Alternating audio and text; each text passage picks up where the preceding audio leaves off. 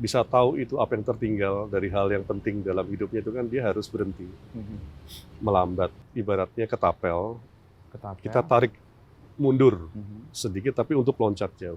Makanya selalu dalam karya saya selalu gantung. Apa maksudnya itu kalau Mas Seto sendiri membuat karya yang gantung atau yang belum selesai tadi ya? Biar orang lain menafsir. Oke, ada keterbukaan, Iya, diberi ruang. betul. Oh, ini arsitek banget sih.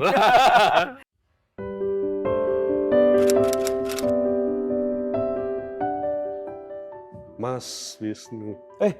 Mas Seto, kabar Mas? Baik, Ketemu sehat. juga akhirnya. Matur nuwun Seto mampir loh. Karamo Art. Oke, ini karya apa Mas? Ini dibilang sketsa, tapi juga nggak tahu waktu saya bikin kok tiba-tiba jadi lukisan. Atau mungkin bisa dibilang lukisan juga. Tapi kalau dibilang sketsa ini masih ada gurasan Garis spontannya besarnya. sebetulnya. Oh, Makanya saya oke. tinggal. Karena kan kebetulan saya juga sketser sebenarnya. Lebih nggak suka terlalu selesai. Makanya ada yang ini juga warna putihnya juga bukan cat. Itu asli dari Kanvasnya. kanvasnya. Oke, hidup emang nggak ada yang selesai sih. Yang selesai itu kadang malah justru, yang nggak selesai itu yang kadang justru malah menggelitik. Dan buat membuat saya. orang punya respon tertentu juga Betul, kan. dan itu Orang kan punya yang membuat orang jadi menafsir sebenarnya. Kalau kita semuanya selesai ya tafsir tunggal jadinya. sudahlah gitu. Tapi ini saya tadi tertegun dengan ini, Duk in altum. Bertolaklah ke tempat yang dalam. Saya selalu melihat karya-karya Mas Seto itu kayak membantu kita untuk masuk, hening, dan kemudian hilang. Sering lihat beberapa. Sering lah di Instagram kan kita sering melihat dan terpapar karena saya suka dengan karya itu, otomatis algoritmanya membantu Nyambung saya situ untuk ya. mendapat. Nah, untuk bertolak ke tempat yang lebih dalam kita kayak perlu ngobrol-ngobrol.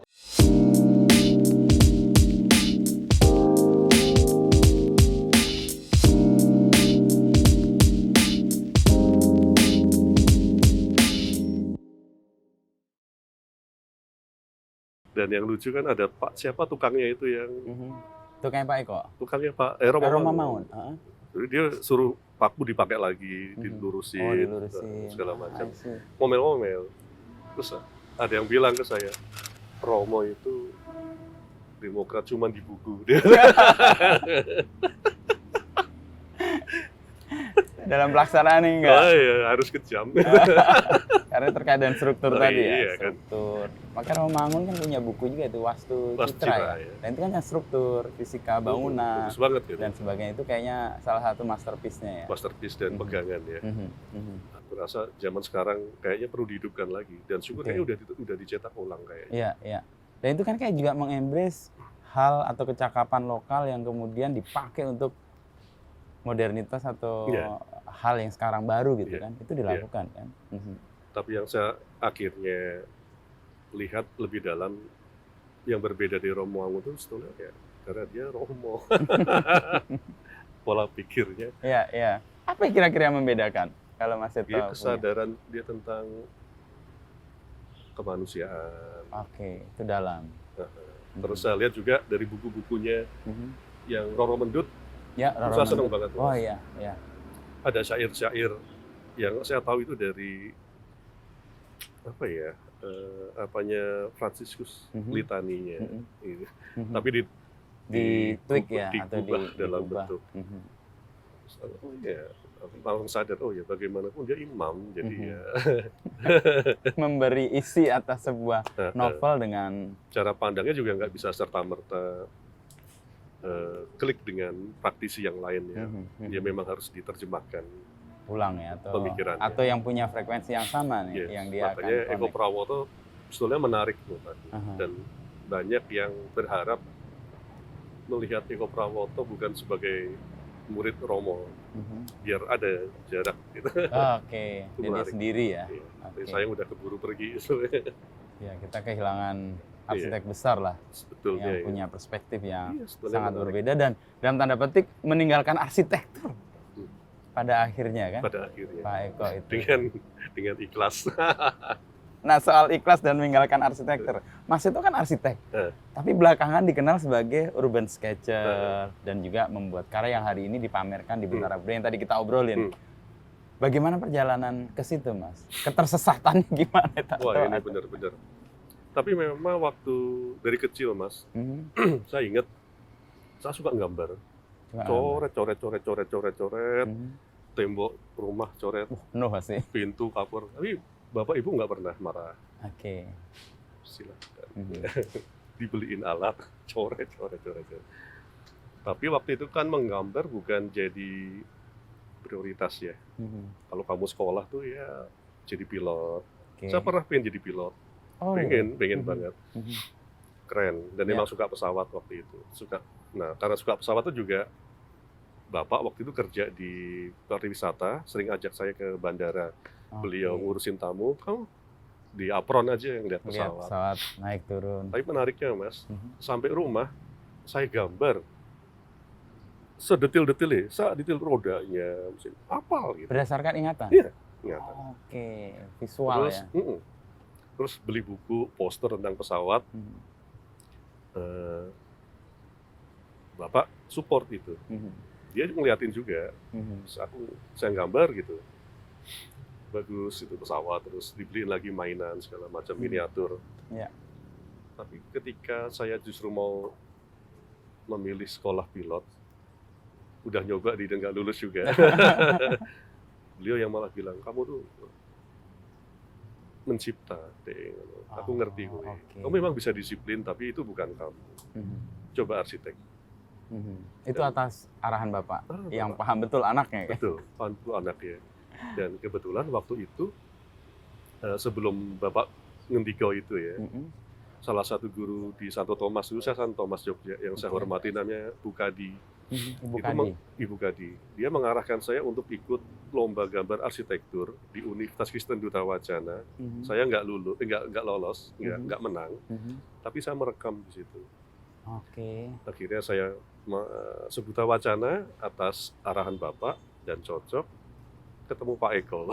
Itu pertama kali, masih SMA? Iya, masuk kuliah, ketemu Pak Eko, beliau baru pulang dari Berlage.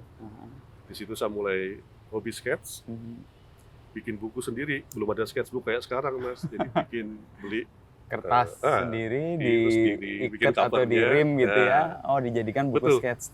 Jadiin sketchbook, sampai sekarang masih ada itu.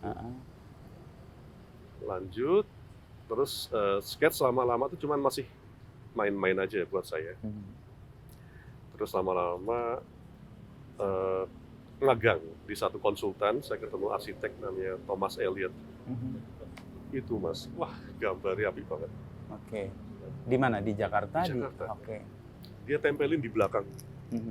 Bagus banget. Setiap kali lewat ruangannya, wow. Itu langsung kayak gedor. Dan itu saya mulai intens sketch secara serius. Secara serius sampai akhirnya, tapi secara serius maksudnya mulai suka, tapi belum profesional kayak sekarang. Punya sketchbook, watercolor sendiri, enggak. Lama-lama terus jalan sampai akhirnya ketemu teman yang diarahkan ke urban sketch. Nah, di situ mulai. Itu tahun berapa Mas mengarahkan ke urban sketch? 2012. 2012. 2012. Jadi perjalanannya panjang banget waktu itu. Sampai saya memutuskan sketsa itu, hidup saya itu, panjang gitu. Sampai akhirnya memutuskan sebagai arsitek tapi juga sketcher gitu, yang katakanlah saya nggak arsitek juga nggak apa-apa gitu, misalnya saya bisa katakanlah saya harus hidup di dunia dalam tanda kutip seni rupa ini pun saya nggak apa-apa juga. Tapi kuliah arsiteknya selesai dan profesional pernah menjadi arsitek dan sampai sekarang tetap jalan. Kalau ditanya, Mas seniman ya? Saya bilang bukan, saya arsitek. Jadi barangkali saya membaca seni itu dari kacamata arsitek. Mungkin kalau Mas Wisnu tadi ngelihat ada kosong, ada keheningan, itu mungkin karena saya memang suka ruang permainan ruang yang ada penuh, ada kosong, seperti itu. Itu cara pandang arsitektural yang membedakan Mas Seto dengan seniman pada umumnya barangkali ya. Tapi secara spesifik apa yang kalau ditanya Mas seniman ya? Bukan, saya arsitek. Tapi karyanya kan kalau kita lihat ya tadi saya tercengang, wah ini senimannya siapa nih? Saya kepikirnya ada senimannya siapa? Apa yang menurut Mas Seto beda atau yang spesifik? Oh, bukan seniman, tapi ini arsitek nih. sketsa yang mengarahkan saya sebetulnya. Karena saya memulai dari sketsa sebetulnya. Meskipun seniman juga selalu pakai sketsa kan. Ya, ya. Tapi saya tumbuh sketsa itu dari tradisi arsitektur sebetulnya. Oke, tradisi arsitektur lah yang membentuk sketsa itu. Jadi kalau seni rupa barangkali sketsa itu kan dipakai sebagai langkah awal untuk mewujudkan sebuah karya lukisan. Kalau arsitek sama oret untuk mewujudkan bangunan. Tapi dalam perjalanannya arsitek seringkali sketsanya itu memang jadi mainan, kepuasan. Di situ saya masuk. Dan ketika saya membuat karya selalu nggak peduli nih lukisan atau enggak. Bahkan ada orang yang bilang, nanti garisnya dihapus Mas kalau udah jadi. Saya nggak mau. Tetap tinggal di situ. Menarik. Jadi tradisi ngoret-ngoret waktu berarsitektur itu sebetulnya saya yang bawa. Memberi warna yang berbeda ya dengan para perupa atau seniman yang lainnya. Oke. Nah kemudian tadi Mas Seto kan menjadi urban sketcher ya di 2012 mulai intens di situ ya. Dan ruang untuk bertemu dengan komunitas kan juga besar ya. Banyak. Dan untuk karya yang saya ingat selalu itu Mas Seto itu memberi ruang hening untuk orang tercenung dan kemudian berelasi dengan karya itu.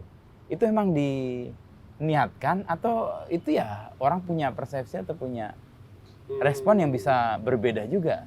Enggak. Tapi waktu kuliah filsafat, tadi kan saya sebut kuliah filsafat manusia ya. Saya senang dapat satu mata kuliah namanya fenomenologi. Fenomenologi ya. Belajar tentang Husserl, Edmund Husserl. Edmund Husserl ya. Yang menarik tentang kesadaran menurut dia berbeda dengan Heidegger ya. Atau mungkin Derrida gitu ya. Dia kan selalu kesadaran itu intensionalitas. Seorang punya kesadaran bukan karena dia melihat sesuatu ini ada gitu ya, tapi karena ada kecintaan mungkin bahasanya gitu ya terhadap sesuatu yang membuat dia punya intensi. Misalnya Mas Wisnu baru duduk ngelihat pohon, ngelihat keramaian, ngelihat macam-macam, itu kan kesadaran juga ya. Tapi tidak kena, nggak tertarik. Tapi ketika putranya teriak, langsung noleh. Ya, karena ada intensi tadi. Itu dia. Nah, saya tuh punya intensionalitas ke situ, ke manusia, menjadikan manusia itu sebagai sosok objek dalam sketsa, kemudian yang lainnya dikurangi, dan saya membahasakannya adalah diheningkan aja gitu. Dan itu yang membuat saya ingin menampilkan selalu sosok personal di situ, entah itu objek atau diri saya. Misalnya ketika saya gambar sepeda, ada bangunan, ada sepeda, ada lorong sepi, mungkin manusianya nggak ada Mas, tapi itu saya yang gambar. Jadi, hadir di situ sebagai manusianya. Nah, seringkali itu kan kayak simbol-simbol ya. Simbol-simbol itu tertangkap sama mereka yang pernah mengalami hal yang sama. Itu yang frekuensi tadi ya. Nah, frekuensi. Kemudian rasa gue punya cara pandang yang mirip nih dengan orang yang menggambar ini meskipun nggak ada manusianya di situ. Lihat sepedanya, lihat lorongnya, lihat bangunannya. Terlihat kehadiran. Misalnya beberapa kali ke Paris waktu itu bikin sketch tentang Paris atau kota gede. Ketika saya pamerkan, saya nggak berharap semua orang mengapresiasi, enggak. Tapi saya senang ketika ada 1-2 orang atau sepasang suami istri tiba-tiba berhenti terus manggil ibu istrinya, dia nunjuk-nunjuk karena dia pernah di sana. Ada pengalamannya sama, ngelihat lorongnya mirip, jendela-jendelanya mungkin seperti itu kan. Jadi dia keluar lagi memorinya. Saya suka menghadirkan itu. Jadi menghadirkan untuk orang terlibat gitu ya. Nah memang nggak semua orang bisa terlibat karena kan pengalamannya beda-beda ya. Ada yang langsung kena, ada yang enggak juga. Kayak tadi saya lihat yang karya yang tadi judulnya apa tadi Mas? Duk in Altum. Duk in Altum tadi kan. Masuklah ke bertolaklah ke tempat yang lebih dalam. Tadi tuh buat saya juga langsung ngerasa connect nih. Karena mungkin dia punya pengalaman atau pernah intensi ke situ. Betul. Nah, itu yang membuat kita juga ngerasa Persis. tergetar hatinya untuk Persis. ke sana ya. Persis. Nah, membangun kemampuan untuk melihat sesuatu dari perspektif yang manusia dalam konteks fenomenologi Husserl tadi, Mas Seto melatih ketajamannya gimana? Baca, jalan-jalan. Jalan-jalan. Seru dong jalan-jalan. Oh iya Mas, harus buat saya seorang sketcher. Jadi saya nggak pernah bilang wisata, tour, nggak pernah.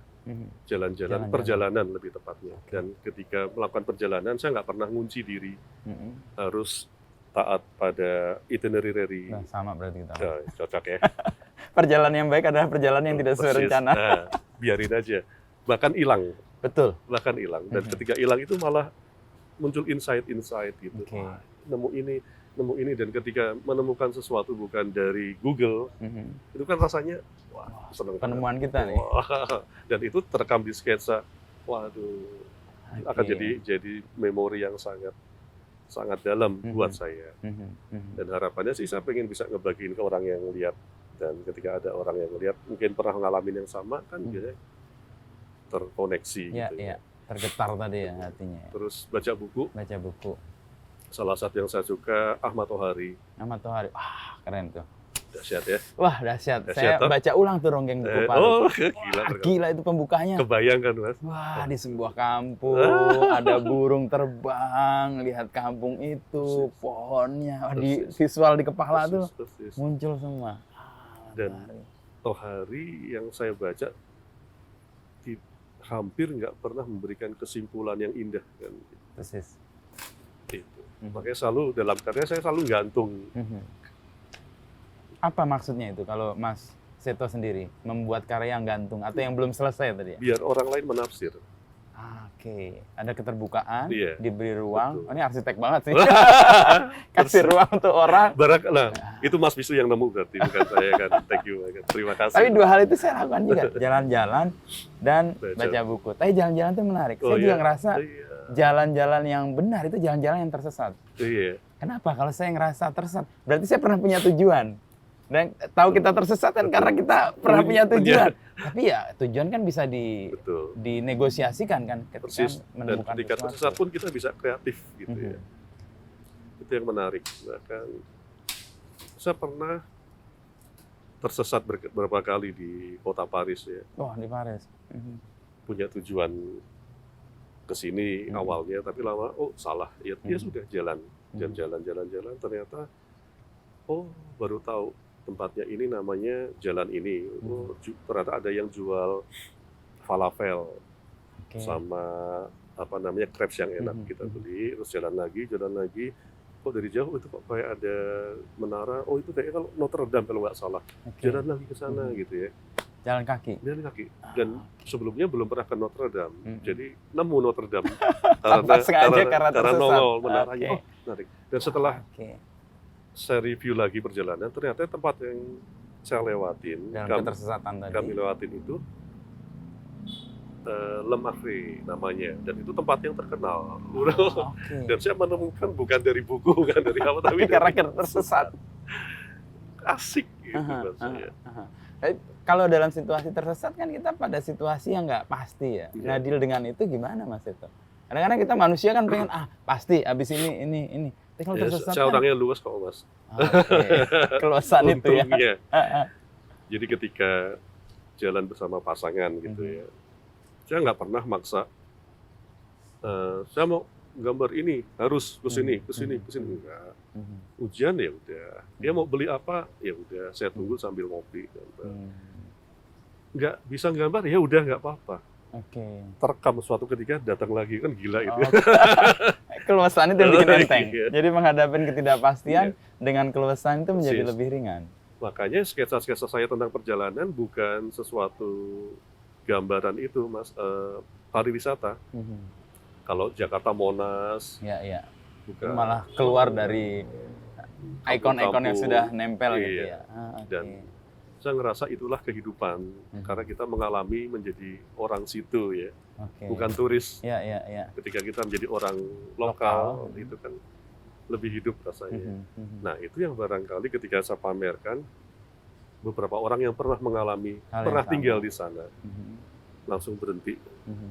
Mungkin wujudnya nggak sama, tapi ada simbol yang dia tangkap. Ini Dan itu kayak memanggil dia Ya, lagi betul untuk sih. memori yang lama itu ya. namanya apa ya? Mengeluarkan lagi. Lupa. Ya, proses ini sih, proses ya kayak nostalgia juga kan Iya. sebenarnya itu. Dan biasanya kalau nempel itu kan pengalamannya atau perasaannya dalam banget tuh. Oh Entah iya, senang, entah sedih, betul. entah gembira, entah duka dan sebagainya. Yang jelas pernah hadir ya. Mhm, mhm, Itu yang paling penting buat saya. mhm. Dan ini juga menarik. Ada rasa pengen membawa orang tuh pulang. Pulang tuh nggak harus berarti pulang ke rumah. Oke, pulang. Ketika dia melihat karya saya, kemudian dia seneng, kemudian dia kembali kepada mungkin romantika masa lalu yang indah, dan barangkali ketika saat ini dia lagi Sedih atau besar tidak ya, dalam situasi dan yang dia jadi nyaman. terbangkitkan lagi, itu saya senang sekali. Dan saya itu menyebutnya pulang. Pulang. Tujuan kesekian yang saya nggak tahu juga, mati akhirnya nemu. Iya, itu ya. Jadi sketch tadi mengantar Mas Seto pada titik-titik di mana ruang itu diberikan kepada si pelihat atau yang Betul. mengapresiasi, dan Betul. situlah sebenarnya dialog itu terjadi. Dialog terjadi, dan saya merasa karya itu berbicara, bukan punyaku, tapi bisa jadi punya dia juga. Iya, karena ada ruang yang terbuka tadi ya. Iya. Saya pernah ada yang pesan satu sketsa saya. Sketsanya simpel, Mas. Koridor stasiun Bandung, stasiun Tol Bandung, ada kereta dan ada tiang-tiang, cuman itu. Kenapa dia beri? Karena dia ketemu istrinya di sana. Oh, di situ. Itu bermakna betul buat dia. Setidaknya dalam situasi yang gelap atau situasi yang sulit, memandang itu pasti dia akan Betul. dapat Dia membeli energi yang karena baru. atas dasar itu. Menurut saya itu Oke. spesial ya. Padahal karya menurutnya biasa aja menurut saya, karena saya sketsanya juga spontan aja waktu itu. Oke. Tapi dia pengen karena ada nilai value itu yang dia kerja. Ya. Soal pilihan topik, Mas Seto kan selain tadi yang soal kontemplatif, keheningan, nanti kita bahas di menjelang akhir nanti, yang soal stasiun. Mas Seto kan juga punya intensitas yang sangat tinggi ya dengan stasiun. Ada apa di situ? Seneng kereta pertama dari kecil, selain pesawat dulu. Oke, kereta. Terus kalau dulu kami sering diajak bapak tuh kalau liburan ke Jakarta, keluarga besar di Jakarta, itu naik kereta. Setiap kali naik kereta itu kalau anak kecil kan dulu, saya maksudnya, dan kakak saya, kami juga suka. Bisa jam-jaman nggak tidur, hanya pengen di jendela untuk ngelihat Pemandangan. stasiun, berhenti. Lama-lama ketika makin besar, itu tuh semakin banyak yang dilihat dan semakin tertarik. Salah satu yang membuat saya tertarik itu ketika dulu kereta waktu belum dipegang Pak Jonan ya.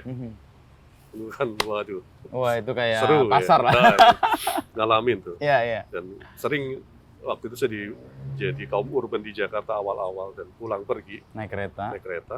Yang ada itu ya, jual teh kotak telur asin atau Sambil kebalik, ngelangkain teh asin telur kotak. Oh iya, kebalik-balik. Teh Karena asin telur saking- kotak saking udah tengah malamnya gitu. Oke. Legend tuh. Nah itu saya sering nggak dapat tempat, duduk di bordes, dan ketika kereta berhenti di stasiun, yang turun banyak, yang sama-sama nggak dapat tempat. Ya. Menarik nih, mereka keluar, ada yang makan atau ngerokok, gini nih. Ada yang ngobrol juga sama temannya, atau ada yang sendirian, matanya kan kosong gitu. Terus waktu diumumin kereta mau jalan kan, ada soundnya tuh, Ya. terus dia Habisin. kayak ada harapan tuh, jalan lagi. Ya tahu, tersentuh sama hal kayak gitu tuh. Itu yang menjadi salah satu apa istilahnya, kan rekamannya banyak ya. Bener. Terus kemudian Mas Seto Jadi melihat dasar. stasiun itu sesuatu yang Makanya saya istimewa. sama kakak menyebutnya stasiun itu rumah kedua. Rumah kedua. Rumah kedua. Biasanya mereka yang pernah mengalami punya memori yang kuat dan suka dengan stasiun gitu. Itu kan jadi kenangan waktu zaman awal-awal berjuang. Sekarang mungkin orangnya udah mapan, udah nggak naik kereta lagi, atau keretanya kan udah nyaman banget ya, udah bagus banget lah sekarang. Nah, kenangan yang akan itu kan nggak jelek, meskipun situasinya jelek. Ya, situasinya chaos. Tapi kenangan itu sebagai kenangan bagus. Bagus banget, dan itu membuat dia mungkin, oh aku dulu berjuang ya. Jadi rendah hati, semoga terus dia jadi ingat lagi masa perjuangannya, value-value-nya segala yang macam. Dia pegang teguh di situasi yang chaosnya tadi. Terus jadi ingat dia dulu harus berbagi tempat sempit. Dengan ketidakpastian tadi, ini harapan jalan lagi nih kereta. Dan ada harapan kan, jam segini mesti nyampe, atau dan ketika dengar suara announcement bahwa kita akan berangkat, ada kegairahan, berangkat, rokoknya diinjek. Itu terekam di sketch, Mas Seto?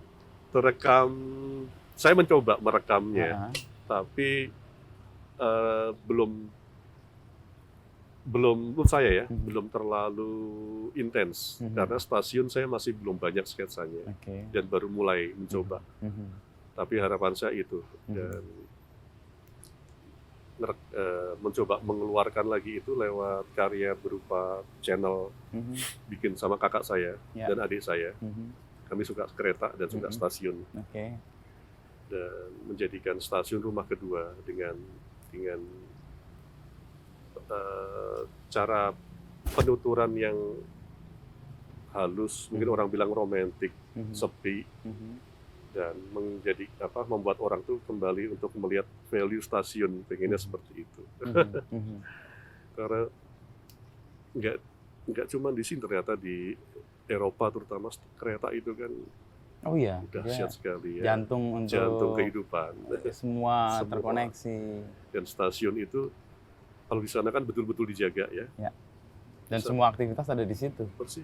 Apalagi stasiun besar ya, Hauptbahnhof gitu ya. Di situ kayak Central Station, di situ ada pasar, di situ ada dekat tempat aktivitas. Kayak kota kecil jadinya. Kayak rumah kedua tadi. Rumah kedua, orang nyampe, gitu akhirnya kan sampai di ngopi stasiun. Gitu. Tadi stasiun, lalu juga bandara kan. Ini sesuatu yang bergerak semua kan? Bergerak. Nah, tapi pada satu hal yang lain berhenti. Dan itu gambar yang sering connect ke saya justru. Berhentinya itu. Ya, orang yang diam, orang yang hening, orang yang melambat, bahkan orang yang tidak tergesa-gesa. Itu pilihan yang by intensi, atau tadi kalau ngomong soal Husserl tadi, ini kan fenomenologi yang wah ini ada intensi di situ. Mungkin intensi itu memanggil-manggil dari pelan-pelan ya. Bukan berarti diniatkan langsung gitu, enggak? Saya nggak terlalu percaya dengan, ya rencana iya, tapi rencana juga harus luas menurut saya. Kadang sesuatu yang nyata itu kadang justru bukan ada di rencana itu. Barangkali karena proses jadi arsitek juga makin lama saya nggak terlalu intens dengan arsitektur, dalam arti nggak harus selalu menganggap diri menjadikan arsitek sebagai pembangun gedung. Enggak. Arsitek buat saya bisa jadi apa aja, termasuk menceritakan kota, daerah lewat sketsa. Dan ketika saya senang, akhirnya mungkin itu jadi kayak melambat. Yang dulunya pengen murni di arsitektur gitu ya, ini mulai luas gitu. Dan ketika ini luas ini mungkin jadi lebih terbuka dengan banyak hal dan lebih menemukan panggilannya itu kali. Panggilannya adalah salah satunya lebih mulai fokus ke intensi apa yang mau kita ceritakan. Karena saya mulai menemukan media yang tepat untuk bercerita, sketsa itu lewat itu. Nah, kalau pilihan yang monastik, lalu hal-hal yang sifatnya kan kayak lebih spiritual ya. Itu berat kalau spiritual. Apa itu Mas? Atau Mas itu maknanya itu sebagai apa? Monastik itu saya ingat waktu tahun berapa ya. Jadi dulu Eyang itu punya rumah dijadikan kos. Di Jogja. Di Jalan Kolombo. Ada satu anak kos, kami manggilnya Om Iwan atau Mas Iwan. Dia mahasiswa teknik sipil Atmajaya kalau nggak salah. Dia akhirnya memilih menjadi biarawan di Ordo Strictioris Observansi. OXO, yang di Cisterciensis Strictioris Observansi. Orang nyebutnya kan terapis, ya, dari kata La Trappe yang dari Prancis awalnya. Terus saya diajak sama Eyang waktu dia tahbisan di Rawaseneng. Itulah saya pertama kali ngelihat monasticism ya. Saya bingung waktu itu, ini apa sih gitu. Oh, mereka romo, bukan, mereka bukan pastor. Pastornya cuma 1-2. Loh, kenapa kalau gitu ngapain mereka di situ? Ya mereka pengen jadi rahib. Rahib itu apa? Saya juga nggak ngerti waktu itu. Sampai pada akhirnya, oh mereka yang membaktikan dirinya berangkat dari dirinya sendiri untuk sebuah pencarian. Kalau orang Katolik seperti saya gitu, dari kecil kan ngelihatnya seorang masuk seminari karena pengen jadi pastor. Pastor itu adalah imam. Dia adalah gembala umat. Dia adalah seorang teolog. Dia adalah cendekiawan gereja. Dia adalah orang yang sangat dihormati dan menjadi center dari kehidupan spiritualitas Katolik. Jadi pusatnya. Tetapi rahib itu, jadi dia memilih menjadi seorang pastor karena dia ingin menjadi gembala. Seorang rahib enggak. Dia memilih menjadi rahib karena dia ingin semata-mata pertama hubungan dia dengan Tuhan. Soal menjadi gembala atau enggak urusan nanti. Oh saya bingung juga, oh ada ya seperti itu. Di awal saya nggak bisa paham dan tidak bisa menerima karena waktu itu saya juga masih arsitek yang masih muda yang semua itu harus terencana dengan baik ya. Belum seluas sekarang. Pandangan apa itu? Tapi lama-lama suatu ketika Bapak ngajak ke sana lagi mampir ke mana Rawaseneng karena kita jalan-jalan ke mana ya waktu itu ke Temanggung ya, terus sekalian dia mampir. Itu mulai tertarik ketika melihat mereka, mulai ketemu Mas Iwan, udah mulai dia jadi rahib di situ. Iya, mulai menua dan tetap dengan seorang Iwan yang yang cerewet. Padahal di sana kan sepi gitu. Saya ngelihat dia tetap manusia, bertarung, tetapi tetap melakukan pencarian akan Tuhannya. Value yang dia dapat itu kan bisa disebarkan ke orang lain dengan cara mungkin dia ketemu dengan orang yang mungkin berdialog, kemudian ngajak ngobrol dan berbagi, sharing, atau bisa juga lewat semacam rekoleksi atau apapun lah ya. Tapi intinya dia seorang manusia yang bertarung, berawal dari dirinya sendiri tanpa punya tujuan menjadi seorang pejabat gereja bahkan. Dan ini menurut saya dia adalah manusia pada umumnya, tapi juga religius. Beda kalau orang yang, saya memang pengen jadi seorang religius, jadi klerus, jadi imam. Itu jelas buat saya beda. Tapi ini, bahwa dia akhirnya dimasukkan dalam kotak bernama Ordo di bawah gereja Katolik, yaitu cerita lain ya. Tapi mereka berangkat rata-rata ya, berangkat dari keinginan mereka untuk hidup menyepi, tetap hidup, bekerja, menghidupi dirinya sendiri, dan mencari Tuhan. Dalam kesehariannya mereka. Iya, menurut saya ini menarik karena kalau kita bayangkan dengan dunia sekarang, itu kayak tolak belakang kan? Tolak belakang, tapi sebaliknya juga harusnya kita belajar bahwa kita juga bisa begitu gitu. Maksud saya sebagai seorang pekerja atau Mas Wisnu punya keluarga, punya istri dan anak, tidak harus menjadi seorang klerus kan untuk mencapai Tuhan. Menjadi manusia biasa aja. Dan ketika sekarang semakin banyak orang berbicara tentang Tuhan secara, kalau orang Jawa bilang daki-daki ya, sudulang tinggi-tinggi, dan mencoba melewat berbagai ranah agama agar terlihat suci. Ini kan enggak. Iya, jalan umum, jalan biasa. Betul. Itu yang akhirnya membekas di saya, dan itu semacam pertarungan.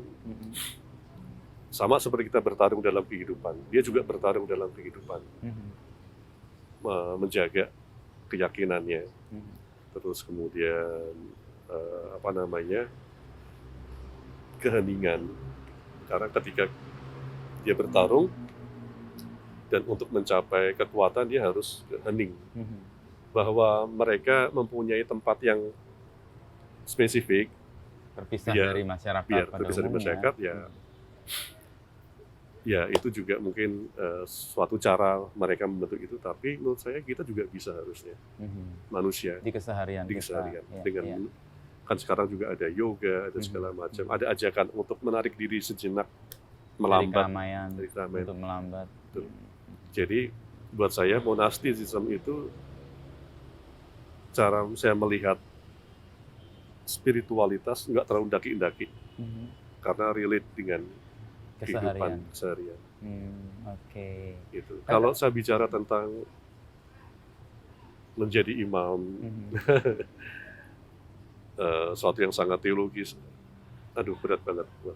Tapi mesti membuat saya menarik. Makanya saya sering menghadirkan itu justru dan menawarkan untuk jangan dibaca dalam kacamata agama, karena mereka orang biasa kok. Saya senang sekali terpanggilnya begitu kuat, tapi dalam perjalanan ada pemurnian ketika filsafat. Benar nggak sih tujuanku itu ini? Dan itu menurut saya bagus banget filsafat itu. Menggugat banyak hal yang kita anggap sudah common gitu ya. Dan itu ruang yang saya dapat mempertanyakan kembali intensi dasarnya itu. Benar nggak sih ini yang terjadi, Mas? Nah itulah goyang. Tapi ruang itu saya pakai untuk kemudian dialog dengan pembimbing rohani saya. Waktu itu Romo Sudarminto. Sekarang SD sekarang ya. Dan dari dia kemudian saya diajarin soal journaling itu, mencatat. Ya kalau di bahasa kita kayak latihan rohani lah. Tapi kalau bahasa yang lebih populer kan journaling kan. Lihat apa hari ini ya. Saya lebih paham nih Mas Seto. Lebih dalam nih pengalamannya. Jadi Chris Bengel ke Italia mengajak para desainer mudanya untuk melihat tukang besi atau pandai besi. Belajar olah tangan lagi, belajar dari tukang besi, tukang las, untuk mereka break sejenak dari teknologi dan belajar mengolah tangan. Saya tertarik cerita itu dan karena terlihat Chris Bengel itu sangat menghormati sebuah proses dan sepertinya percaya bahwa proses itu yang akan membentuk sebuah karya yang baik. Semakin kemari saya lihat semuanya itu semakin cepat, Mas. Semuanya semakin instan. Bahkan membuat gedung pun kadang sangat instan. Mungkin juga dia nggak peduli dengan kliennya, dengan pemilik. Dia tidak mengolah lebih dalam. Kemudian karena percepatan itu saya percaya ya, yang namanya ibarat orang lari, bisa aja banyak hal tertinggal, misalnya ketergesa-gesaannya, misalnya dompetnya atau apapun uangnya jatuh segala macam.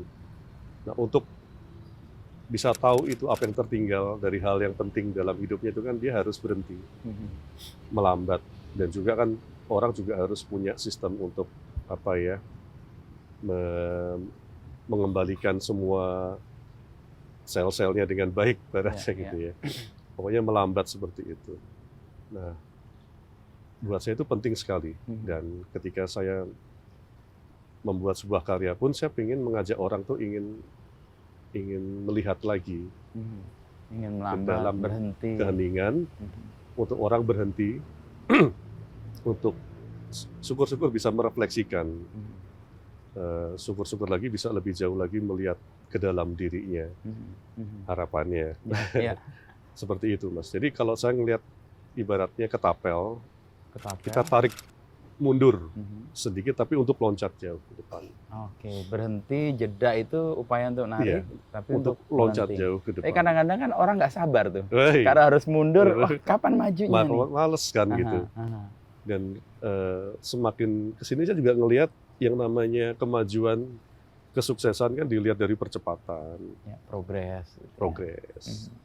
Tapi menurut saya ada yang tertinggal di situ karena manusia kan bukan mesin dan manusia membutuhkan sesuatu untuk proses di mana dia harus merefleksikan semua hal untuk bisa mencapai sesuatu yang baik, termasuk dalam membuat sebuah karya. Oke. Nggak Nah, bisa. ketika karya itu dipahami dan menemukan orang yang sesuai, itu kan Wah, menyenangkan. senang sekali. Tapi kalau enggak, gimana perasaannya? Nggak Mas? apa-apa, Nggak apa-apa juga. nggak apa-apa, Oke. nggak apa-apa. Saya ingat dulu guru saya Pak Eko Prawoto, pernah wawancara dulu. Ya. Dia pernah bilang ke saya, tugasmu tuh nabur benih saja, I see. selebihnya serahkan ke Tuhan. Nggak Oke, usah repot. Ringan itu ya. Nggak usah repot, nanti benihnya udahlah, serahin aja. Jadi sekarang saya juga gitu, Mas. Jadi ketika ada orang mau apresiasi karya, enggak juga nggak apa-apa. Oke, seluas itu Seluas ya. itu aja. Tapi proses untuk menjadi luas dan serela itu pasti kan juga nggak gampang. Nggak gampang. Jatuh bangun lewat, kadang ditolak, kadang kita pengen mencapai sesuatu, tapi ternyata tidak mencapai sana, dan kita harus kompromi dan akhirnya berdamai. Oh, bukan ke sana ternyata, tapi ke sini. Dan ketika udah dalam hidup tuh ya, dalam banyak hal, pekerjaan, keluarga dan lain-lain. Ketika itu sudah bisa berdamai, itu jadi lebih luas biasanya. Oke, titik di mana Mas Seto bisa menemukan ruang seluas itu, seikhlas itu, dan serela itu dengan perjalanan kan ada rencana, tapi ya akhirnya kita nggak bisa memaksakan juga apa yang mau kita rencanakan. Kayak tadi ya, menabur benih aja tugasmu. Bahwa itu benih nanti tumbuh menjadi pohon, berbuah, atau benih itu diinjak orang, atau bahkan tidak tumbuh. Itu banyak keluarga misalnya merelakan waktu buat ibu cancer waktu itu, dan saya harus merawat, kemudian bertahun-tahun, yang artinya kan juga banyak hal yang tidak bisa banyak waktu yang harusnya saya bisa gunakan untuk sesuatu pencapaian, yang lain, menurut tapi saya waktu itu tidak. Kemudian saya harus berdamai dengan keadaan kan jadinya. Kemudian ketika bekerja, nggak serta-merta apa yang kita idealkan terjadi. Kita pengen jadi arsitek seperti ini, ternyata nggak juga.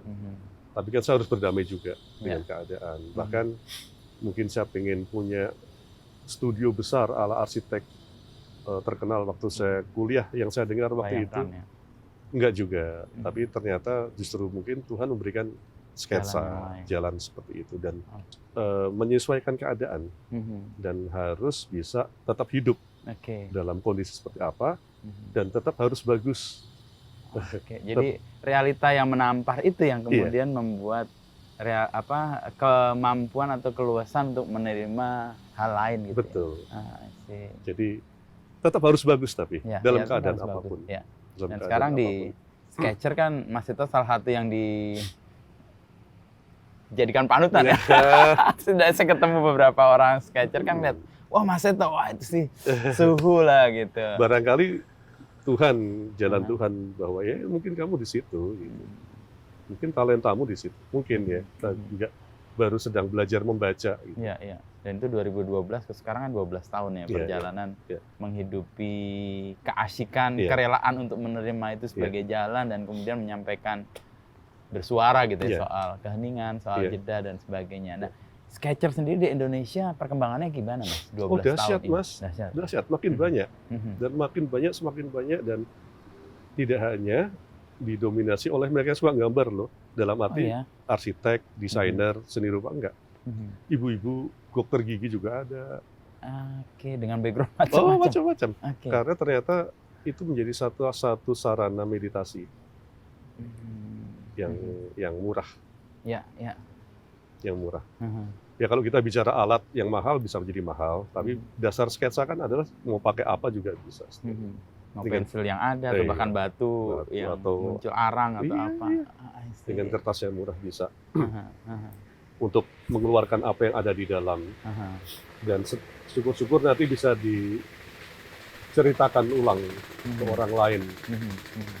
Ada yang menarik waktu saya pameran di Pacific Place tahun 2016 dengan teman-teman.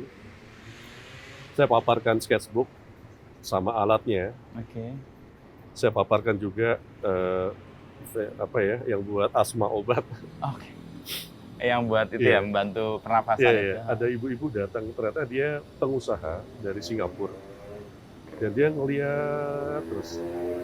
Dan waktu dia bertanya ini apa, dan saya jelaskan ini perjalanan saya di kafe, ini di mana lagi, ini di mana, saya membuat sketsa, membuat catatan. Terus dia bilang, kamu punya banyak waktu ya, menyenangkan sekali. Saya seperti terkurung dalam rutinitas saya. Kegiatan. Kemudian dia menangis. Terus alat bantu pernapasan ini apa? Karena saya asma, jadi kadang-kadang saya bawa bagian dari perjalanan sketsa. Akhirnya dia tersentuh di situ dan berharap bisa melakukan hal yang sama.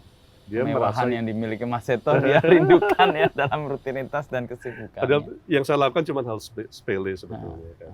Gambar. Sepele buat Mas Seto tapi kemewahan buat ibu itu ya. Ternyata. Selain dia kan berkembang cukup banyak, ada beragam profesi masuk, selain sarana untuk meditatif yang murah, apa sebenarnya yang membuat orang itu terlibat dan kemudian aktif di komunitas atau senang dengan sketch? Diri kita kalau saya, karya kita. Mereka tertarik karena biasanya ngelihat karya teman-temannya.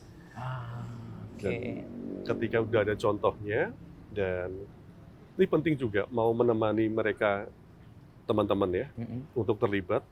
Mereka jadi ada yang menemani, dan ketika ada yang menemani itu jadi semangat memang. Gambar bareng-bareng kadang memang menyenangkan. Jadi ketika dia bingung mungkin gambar sendiri nggak enak atau mesti gambar apa juga nggak ngerti, nggak ada yang nyemangatin. Dan ketika begitu ada teman-teman yang lain, mungkin itu yang dibilang kekuatan komunitas ya, kebersamaannya itu.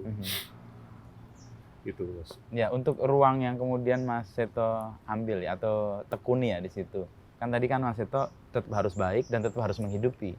Nah, kalau boleh cerita, kan arsitek nih awalnya, meskipun sekarang juga masih. Tapi sekarang menggeluti ini. Kalau dikomparasikan mana lebih menyenangkan dalam konteks ya finansial atau soal bagaimana kepastian soal penghidupan? Kalau saya masih arsitektur. Ya. Meskipun mulai ada untuk di dunia sketsa yang bisa mengapresiasi dan mulai tumbuh. Kalau dulu cuman sedikit-sedikit, saya mulai banyak sekarang. Tapi ada satu teman yang menggeluti itu dan serius dan dihargai. Di Indonesia? Di Indonesia, di Surabaya. Dan itu kayak jadi role model juga untuk saya rasa memberikan harapan ya, bisa gitu. Tinggal yang sulit dari sketsa itu kan adalah bagaimana mengemasnya agar orang bisa mau membelinya itu. Ya, menghargainya.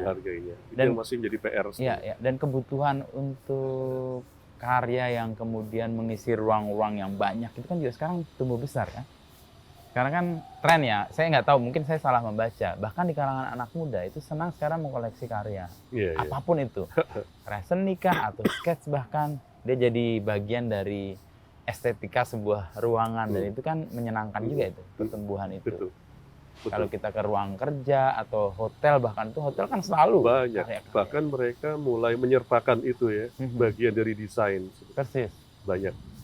Artinya kesempatan untuk berkembang di dunia sketch ini juga sebenarnya dan di dunia juga makin luas karena saya lihat semakin banyak grup-grup sketsa di seluruh dunia. Apa bondingnya kota atau kota dan negara? Kota dan negara. Dan sering berkumpul di mana setiap tahun sekali dalam acara simposium segala macam. Seserius itu. Tapi satu hal Mas yang menurut saya percaya pada akhirnya banyak orang kembali ke gambar sketsa karena kan gambar itu adalah hal yang setiap orang bisa sebetulnya. Kita nggak bicara bagus enggak ya, tapi setiap orang bisa. Guru saya Pak Eko Prawoto tadi, ketika selesai akhirnya dia juga dengan gambar. Persis. Hari-hari terakhir dia hitung hari keberapa dengan pulpen warna biru, warna merah, warna hitam, saya ngikutin terus. Dan energinya itu keluar semua dari itu. Itu yang membuat saya sedih dengan kepergian beliau, tapi juga senang, bangga pada akhirnya menemukan jalan yang sama. Ya, guru dan murid jalannya ternyata sama. Kalau dalam konteks sketch dunia, Mas Seto sendiri melihat mana yang paling penting untuk kita tahu dan acu gitu ya? Sketcher atau ya di banyak negara banyak sih, atau idola atau hal yang Mas Seto, wah ini sketchernya keren banget nih. Banyak.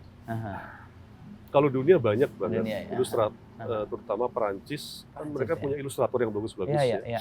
Dan itu kan tradisi panjang ya, mereka ratusan tahun. Kemudian Thailand, mereka tradisi watercolor-nya bagus sekali. Kemudian Malaysia juga mereka mempunyai tradisi twig, pakai akar dari pohon, pakai tinta. Dan itu bisa di-search sekarang gampang banget. Nyari ya, menemukan. Banyak banget, dan kita bisa belajar serius dalam arti memang mereka serius. Jadi saya rasa kita juga bisa belajar serius. Kalau kita serius? Iya, dari mereka. Mereka benar-benar menggelutinya itu benar-benar nggak main-main. Dunia sketsa yang tadinya cuma kayak orang bilang orek-orek. Ini beneran ya juga. Saya juga kaget waktu ngelihat, wah hebat ya mereka, serius banget. Kalau di Indonesia, Mas? Yang tadi di Surabaya tadi salah satunya?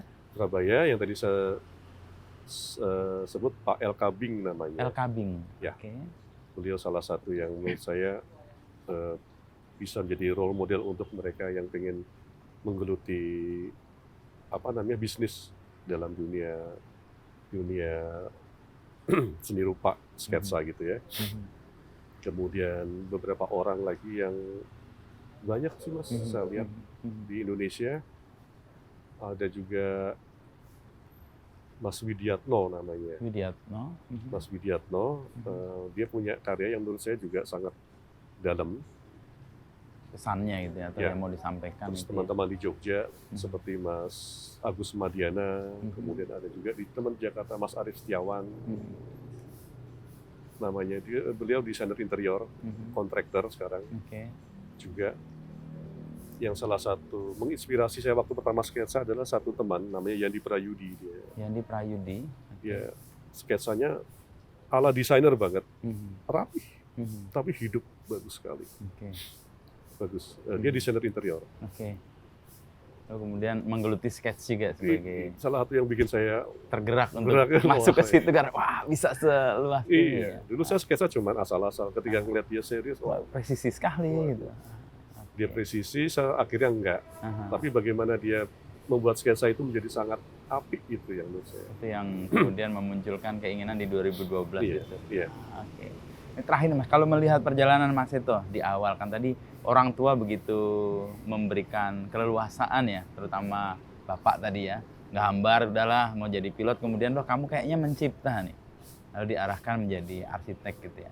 Tapi dalam perjalanan Mas Seto sendiri menemukan arsitek iya, tapi kok ini nih yang lebih memanggil nih yang 2012 itu. Nah, perjalanan perubahan itu selain tadi ya ini keruang keluasan aja nih ya. Kemudian Mas Seto melihat ya udahlah santai aja dan itu tertemukan. Nah, perjalanan itu Mas Seto sendiri maknanya gimana? Memaknainya. Ini masih pertarungan sampai sekarang. Masih pertarungan. Tapi saya tetap konsisten akan di dunia sketsa. Entah itu menghidupi atau enggak. Kalaupun enggak, berarti saya harus mencari penghidupan di sisi lain ya. Tapi saya pribadi percaya terhadap dunia ini yang Mas Seto punya sekarang value yang bagus sekali. Dan itu memang soal keyakinan sih. Bukan benar salah kalau kata Pak Eko Prawoto tadi, soal yakin. Itu yang dia sampaikan juga sebelum meninggal. Yakin aja. Dan Mas Seto sekarang yakin dengan sketch itu sebagai... Iya. Karena itu sangat manusiawi buat saya. Kenapa? Kalau kita pakai foto, sekali nembak dapat semua. Dengan sketsa, saya bisa bilang ini nggak perlu, ini bagus, ini ditonjolkan, ini kabur sedikit. Kalau kata Jean-Paul Sartre, seorang menjadi manusia ketika dia bisa menidak, bilang tidak. Ya. Fotografi kan nggak bisa bilang. Bisa. Dia ambil semua. Sketsa bisa. Oke. Dan saya bisa merasakan semua proses itu lewat indera ya, kayak main cat air, saya basah, kena cat segala macam, itu juga sebuah sensasi yang menarik menurut saya. Itu yang buat saya nggak terlalu takut dengan kehadiran AI segala macam. Mungkin AI diperlukan, tapi ketika kita bicara, lalu apa gunanya, apa bagusnya gambar manual, sketsa seperti kamu? Value-nya di mana? Saya bilang value-nya di kamu. Dan saya pernah mendapatkan klien yang bilang gini, saya pengen kamu yang menggambar, itu kan hebat. Ya. Value-nya di kita. Karena tadi ada kemampuan menidak juga, kan? Jadi memilih mana yang objek yang menurut kita perlu ditonjolkan. Sangat itu manusiawi banget. Nah, justru karena manusiawi itulah. Betul. Keyakinannya ada di situ. Di situ saya merayakan kemanusiaan sebetulnya, Mas. Nyambung nih, merayakan kemanusiaan. Tadi kita di awal melihat karya itu kan Mas Seto tergerak karena filsafat manusia. Dan sekarang ketemu nih. Saya tadi juga heran. Ini Mas Seto seluas ini, seterbuka ini, apa yang mendasari? Oh ternyata keyakinan. Iman yang kuat akan iman ya. Akan sebuah karya yang manusiawi tadi. Jean-Paul Sartre menyebut kita akan menjadi manusia ketika kita mampu menidak. Persis. Ya. Dan tidak seperti kamera kan, dia Betul. ambil semua. Bukan mesin, bukan robot. Mesin, ya. Ya ada yang bilang sih, ya AI mungkin akan menakutkan, mungkin akan mengkhawatirkan. Apakah dia akan menggantikan manusia? Saya nggak terlalu yakin. AI akan menggantikan manusia yang tanpa AI. Iya. Jadi AI itu akhirnya jadi kecakapan yang kita miliki aja, tapi kemanusiaan kita nggak akan hilang. Betul. Kembali ke kitanya. Kembali ke kitanya. Ini kayak Mas Tito udah ditunggu untuk workshop, untuk benar. memastikan keasikannya dan imannya ini akan ditularkan kepada peserta. Dan saya bawa anak saya itu, kayaknya dia tertarik, mudah-mudahan dia tergerak juga untuk bersama-sama melakukan meditatif kecil-kecilan di Bentara Budaya. Makasih Mas Tito. Sama-sama, saya senang sekali dikunjungi. Iya, saya apalagi yang senang ditonton karyanya. Mas Wisnu udah banyak saya lihat karyanya di podcast. Saya lihat lebih banyak karya Mas Seto. Saya pernah digambar Mas Seto nih, dan saya kaget luar biasa. Ini dua rahib ini. Karena saya ngelihat dua orang ini mukanya, wah ini muka spiritualitas, muka rahib. Tak kasih jubah aja udah. Dikasih jubah Pak Okso atau apa. Waktu saya wawancara adiknya. Pak Tur. Pak Tur. Pak Susilo. Pak Susilo Tur. Dia habis ngambil sampah dengan motornya, ada bronjong, saya temui dia, saya ngobrol intens, nggak di kamera sama sekali, tapi ada fotografer yang motret kan.